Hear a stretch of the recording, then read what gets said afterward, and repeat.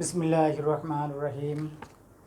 Rotary school and college কর্তৃক আয়োজিত online class 2021 উপলক্ষে অত্র প্রতিষ্ঠানের ষষ্ঠ শ্রেণীর সকল শিক্ষার্থীদের জানাচ্ছি আন্তরিক শুভেচ্ছা। আশা করি তোমরা সবাই ভালো আছো, আমিও তোমাদের দোয়ায় ভালো আছি। বিগত দিনে তোমাদের বাংলা প্রথম পত্রের অর্থাৎ চারুপাঠ, এই চারুপাঠের বেশ কিছু গল্প এবং কবিতা আমি পড়িয়েছি। আশা করি এগুলি তোমরা সবাই মনোযোগ সহকারে দেখেছো এবং বোঝার চেষ্টা করেছো। তাই আজ আমি এই চারুপাঠের কবিতা অংশ থেকে একটি কবিতা নিয়ে তোমাদের সামনে আলোচনা করার জন্য উপস্থিত হয়েছি। আশা করি তোমরা এটি মনোযোগ সহকারে দেখবা এবং বোঝার চেষ্টা করবা। আজকের যে কবিতাটি নিয়ে আমি তোমাদের সামনে আলোচনা করব, সেই কবিতাটির নাম হলো বাঁচতে দাও। বাঁচতে দাও। কবিতাটির কবি হলো শামসুর রহমান। তো এই কবিতাটি পাঠের পূর্বে আমি কিছু বিষয়ে আলোচনা করব, যে বিষয়গুলি এই কবিতাটি পাঠের সাথে সংশ্লিষ্ট। যেরকম কবিতাটি মূল পাঠের পূর্বেই আমাদেরকে পাঠের উদ্দেশ্য, কবি পরিচিতি, পাঠ পরিচিতি, শব্দার্থ, টিকা, মূল পাঠ, নমুনা প্রশ্ন, এই বিষয়গুলি নিয়ে আমি এই কবিতাটি আলোচনা করব। এক একটা বিষয়। যেরকম পাঠের উদ্দেশ্যে, এই বাঁচতে দাও কবিতাটি পাঠের উদ্দেশ্য কী? যে কোনো একটা উদ্দেশ্য তো আমাদের থাকবে, এটা পাঠ করে আমরা কী শিখতে পারবো বা কী বুঝতে পারবো, তাই এই পাঠের উদ্দেশ্য। এরপর আসতেছে কবি পরিচিতি। এই কবিতাটি যিনি লিখেছেন, এই কবি একটা সংক্ষিপ্ত পরিচিতি, এটা আমাদেরকে অবশ্যই জানতে হবে। এরপর পাঠ পরিচিতি, কবিতাটির সংক্ষিপ্ত পরিচিতি। কবিতাটির সংক্ষিপ্ত পরিচিতি, যেহেতু কবিতাটির ছন্দ আকারে থাকে, তাই সেটি আমরা একটু আমাদের মতো করে বিশ্লেষণ করে, সংক্ষেপে বিশ্লেষণ করে একটু বুঝিয়ে দেবো। এটা হলো পাঠ পরিচিতি।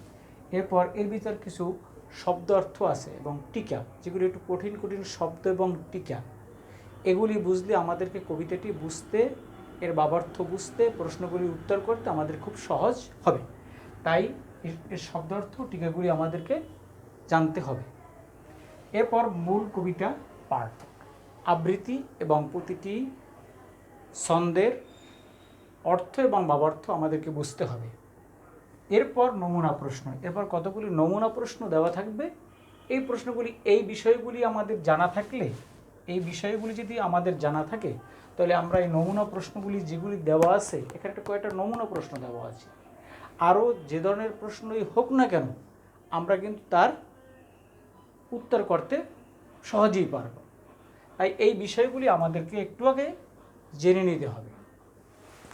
তো পাঠের উদ্দেশ্যটা কি দেখো, বাঁচতে দাও কবিতাটির পাঠের উদ্দেশ্যটা হলো, আমরা একটু পাঠের উদ্দেশ্যটা জেনে নিই। প্রকৃতি ও পরিবেশ সংরক্ষণের গুরুত্ব তুলে ধরা। প্রকৃতি ও পরিবেশ সংরক্ষণের গুরুত্ব তুলে ধরা। এই কবিতাটি পাঠ করলে আমরা কি শিখতে পারবো, বা এর উদ্দেশ্যটা কি? প্রকৃতি ও পরিবেশ সংরক্ষণের গুরুত্ব তুলে ধরা, আমরা তুলে ধরতে পারবো। তাহলে আমাদের পাঠের উদ্দেশ্যটা হলো কি? প্রকৃতি ও পরিবেশ সংরক্ষণের গুরুত্ব তুলে ধরা, এটা হলো পাঠের উদ্দেশ্য। এরপরে আমরা আসতেছি কবি পরিচিতি। কবি এই শামসুর রহমানের পরিচিতি, একটু সংক্ষিপ্ত পরিচিতি আমাদের জানতেই হবে। তো শামসুর রহমানের কবিতায় নাগরিক জীবন, এই কবি শামসুর রহমানের কবিতাগুলিতে কি নাগরিক জীবন, মুক্তিযুদ্ধ, গণ আন্দোলন, তার কবিতায় নানা অনুভূতিতে রূপায়িত হয়েছে। তার কবিতা তাই দেশপ্রেম ও সমাজ সচেতনতার সতেজ ও দীপ্ত। তার কবিতাগুলিতে কি এই সমাজ দেশপ্রেম আছে, সমাজ সচেতনতা আছে এবং সতেজ ও দীপ্ত, এগুলি তার কবিতায় সতেজ ও দীপ্ত আছে। আচ্ছা, এবার শামসুর রহমান পেশায় ছিলেন একজন সাংবাদিক। শামসুর রহমান পেশায় ছিলেন একজন সাংবাদিক। বিভিন্ন সময়ে তিনি মর্নিং নিউজ, রেডিও বাংলাদেশ, দৈনিক গণশক্তি ইত্যাদিতে সাংবাদিক হিসেবে তিনি কাজ করেছেন। প্রায় এক দশক ধরে তিনি ছিলেন দৈনিক বাংলার সম্পাদক। দৈনিক বাংলা নামে যে পত্রিকাটি ছিলেন তার সম্পাদক ছিলেন পরে এক দশক ধরে তিনি। তো কবিতা অনুবাদেও তিনি সিদ্ধহস্ত ছিলেন। কবিতাগুলি বিভিন্ন কবিতার অনুবাদ করতেন তিনি, বিভিন্ন ভাষার কবিতাগুলি তিনি অনুবাদ করতেন। তিনি সিদ্ধহস্ত বলতে এখানে খুব দক্ষ ছিলেন। এছাড়া তিনি উপন্যাস, প্রবন্ধ, স্মৃতিকথাও লিখেছেন। এছাড়াও তিনি বহু প্রবন্ধ, উপন্যাস এগুলিও লিখেছেন। শিশুদের জন্য শামসুর রহমানের চমৎকার কবিতাও লেখা আছে। তিনি শিশুদের জন্য বেশ চমৎকার কতগুলি কবিতাও লিখেছেন। এলাটিং বেলাটিং, ধান বানতে কুড়ো দেব, ধান বানতে কুড়ো দেব, গোলাপ ফোটে খুকির হাতে ইত্যাদি তার উল্লেখযোগ্য ছড়া ও কবিতার বই ইত্যাদি ছিল তার ছড়া ও কবিতার বই। এই কয়েকটি বইয়ের নাম, অর্থাৎ 2-3টা বইয়ের নাম এখানে এবং ছড়ার নাম দেওয়া আছে, এগুলি মনে রাখতে হবে। সাহিত্য সাধনার স্বীকৃতি হিসাবে কবি শামসুর রহমান অনেক পুরস্কার ও পদকে তিনি ভূষিত হয়েছেন। এসব পুরস্কারের মধ্যে উল্লেখযোগ্য হলো কোনগুলি? বাংলা একাডেমি পুরস্কার, 21 পদক পুরস্কার ও মোহাম্মদ নাসিরুদ্দিন স্বর্ণপদক। এই পুরস্কার তিনি ভূষিত হয়েছেন। শামসুর রহমানের জন্ম ঢাকায় 1929 সালে। ঢাকায় তিনি 1929 সালে জন্মগ্রহণ করেন। তার পৈতৃক নিবাস ছিল নরসিংদী জেলায়। তিনি 1906 সালে ঢাকায় মৃত্যুবরণ করেন। তো এখান থেকে এই যে প্রশ্নের নমুনা যেগুলো আছে, প্রশ্নের নমুনার ভিতরে বেশ কিছু প্রশ্ন এখান থেকে আসবে। এই প্রশ্নগুলি তোমরা বিশেষ করে 2-3 বার, এই লেখাগুলি একটু সহজ হয়, 2-3 বার যদি এই লেখাগুলি একটু পড়ো, অর্থাৎ কবি পরিচিতি, তাহলে তোমরা মনে রেখে ওই জ্ঞানমূলক বা ছোট প্রশ্নগুলি, বহু নির্বাচনী প্রশ্নগুলি উত্তর করতে তোমরা পারবা। এরপরে আমরা আসি, দেখো এরপর কবি পরিচিতি গেল, পাঠ পরিচিতিতে একটু আসি আমরা। পাঠ পরিচিতি অর্থাৎ কবিতাটির একটু সংক্ষিপ্ত পরিচিতি, এতে আসি। প্রকৃতি ও পরিবেশ মানুষের বেঁচে থাকার জন্য প্রধান আশ্রয়। আমাদের বেঁচে থাকার জন্য কি প্রকৃতি ও পরিবেশটা আমাদের কিন্তু মূল আশ্রয়। মানুষ ও প্রকৃতি পরিবেশের অংশ। মানুষ ও প্রকৃতি পরিবেশের একটা অংশ, অথচ মানুষের হাতেই দিন দিন এগুলো ধ্বংস হয়ে যাচ্ছে। মানুষের হাতেই কিন্তু এগুলি ধ্বংস হয়ে যাচ্ছে, আমরাই ধ্বংস করে দিচ্ছি। ফলে বিপন্ন হচ্ছে মানুষ ও প্রাণীদের জীবন। বিপন্ন হচ্ছে মানে অর্থাৎ শেষ হয়ে যাচ্ছে, ধ্বংস হয়ে যাচ্ছে। আমাদের চারপাশ যদি সজীব ও সুন্দর না হয় তাহলে বেঁচে থাকার আনন্দেই বৃথা হয়ে যাবে। আমাদের চারপাশ যদি সবুজে ঘেরা না থাকে, সবুজ দিয়ে সবুজে ঘেরা না থাকে, তাহলে আমাদের কি বেঁচে থাকা বিফল হয়ে যাবে, বৃথা যাবে। কবি শামসুর রহমান বাঁচতে দাও কবিতায় প্রকৃতি, পরিবেশ ও প্রাণী জগতের সুস্থ ও স্বাভাবিক বিকাশের কথা বলেছেন। তিনি এই কবিতাটিতে কি বলছেন? বাঁচতে দাও কবিতায় তিনি বলছেন প্রকৃতি, পরিবেশ ও প্রাণী জগতের সুস্থ ও স্বাভাবিক বিকাশের কথা এখানে তিনি তুলে ধরেছেন এই কবিতাটির মধ্যে। একটি শিশু বেড়ে ওঠার সঙ্গে তার চারপাশের সুস্থ পরিবেশের সম্পর্ক রয়েছে। একটা শিশু বেড়ে ওঠার সাথে সাথে কি তার সুস্থ পরিবেশের সাথে বা পরিবেশের সম্পর্ক রয়েছে। যদি পৃথিবীতে ফুল না থাকে, পাখি না থাকে, সবুজ ধ্বংস হয়ে যায়, তাহলে শিশুর স্বাভাবিক বিকাশ বাধাগ্রস্ত হবে, এটাই স্বাভাবিক। কবিতায় এইসব প্রতিকূলতাকে জয় করার কথাই সুন্দর করে তুলে ধরেছেন কবি এই কবিতা। তো এটা হলো পাঠ পরিচিতি। এরপর কবিতাটির মূল পাঠে যাওয়ার আগে এখানে কিছু একটু শব্দ অর্থ, কঠিন শব্দ অর্থ আছে যেগুলি, আর টিকাও আছে, কিছু টিকা আছে। এগুলি বুঝতে আমাদেরকে ওই কবিতার অংশটা বুঝতে বা কবিতার ছন্দগুলি বুঝতে আমাদেরকে অনেকটা সহজ হবে। যেমন আছে, দেওয়া আছে রঙিন কাটাগুড়ি। এ দেখো শব্দ অর্থ কী আছে, রঙিন, হ্যাঁ, রঙিন কাটা, রঙিন কাটা গুড়ি। এর শব্দটার অর্থ হলো গুড়ি উড়িয়ে, হ্যাঁ, কাটাকাটি লড়াই, সুতো কেটে যাওয়া রঙিন গুড়ি। অর্থাৎ এই যে ঘুড়ি উড়ায়, তোমরা তো দেখেছো ঘুড়ি উড়ানোটা, তো সেখানে একাধিক ঘুড়ি একাধিক লোকে উড়ায়। তো সেখানে দেখা যায় একজনের ঘুড়ি উড়ে অনেক উপরে উঠেই দিছে, হ্যাঁ, আর একজন সে উঠেই দিছে। এখন ওইটাকে সুতো, দুইজনের হাতেই সুতো কিন্তু লাঠাইটা থাকে আর ঘুড়িটা আকাশে উঠতে থাকে।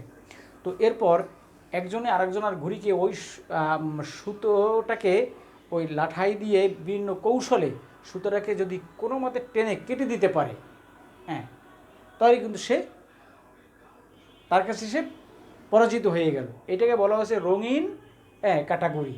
হ্যাঁ, অর্থাৎ গুড়ি উড়িয়ে কাটাকাটি লড়াইয়ে সুতা কেটে যাওয়া রঙিন গুড়ি। ওই সুতাটা কেটে দেয়, হ্যাঁ, সেই প্রতিযোগিতায় যারটা কাটলো সে হলো হেরে গেল, আর যে কাটলো সে জিতে গেল।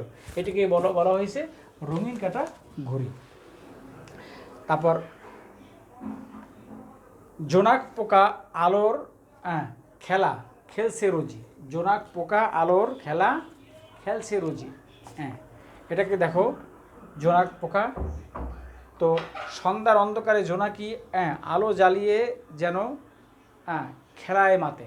অর্থাৎ সন্ধ্যাবেলায় কী করছে, জোনাক পোকা আলোর খেলা খেলছে রোজি। অর্থাৎ সন্ধ্যার অন্ধকারে জোনাকি পোকারা যে মিটি করে, দেখা যায় সন্ধ্যা যখন হয়ে যায় তখন ওই যে বিভিন্ন গাছে বা ঝোপে জঙ্গলের ভিতরে মিটি করে জোনাকি পোকাগুলি জ্বলছে। এটাকে বলা হয়েছে যে জোনাক পোকা আলোয় খেলা খেলছে রোজি। হ্যাঁ, এটা অর্থ হলো সন্ধ্যার অন্ধকারে জোনাকিরা আলো জ্বালিয়ে যে খেলা খেলছে সেটা। তারপর সবাই আজ বাঁচতে দাও, সবাই আজ বাঁচতে দাও। হ্যাঁ, এরপর আছে দেখো, সবাই আজ বাঁচতে দাও। প্রকৃতি কেবল মানুষের বসবাসের জায়গা নয়, গাছপালা, পশু পাখি সকলেরই আছে বাঁচার সমান অধিকার। তা না হলে মানুষের অস্তিত্ব হুমকির মুখে পড়বে। এরপর আসে দেখো পান কৌড়ি। হ্যাঁ, পান কৌড়ি, পান কৌড়ি, দেখো পান কৌড়ি। আচ্ছা, পান কৌড়ি কথার অর্থ হইল, হ্যাঁ, কালো রঙের হাঁস জাতীয় মাছ শিকারি পাখি। এটা কালো রঙের কি হাঁস জাতীয় মাছ শিকারি পাখি। এটা কালো রঙের পাখি, এরা কি করে, মাছ শিকার করে। হ্যাঁ, তাদেরকে বলা হয় পান কৌড়ি। এরপর আসে নাইতে। দেখো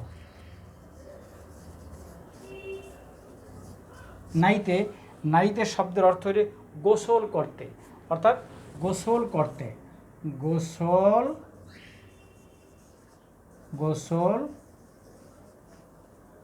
করতে, নাইতে মানে গোসল করতে। তারপর গহীন, দেখো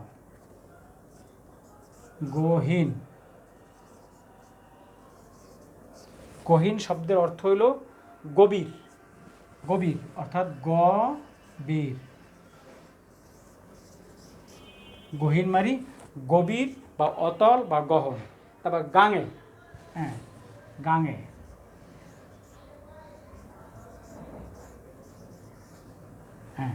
গাঙে অর্থাৎ নদীতে।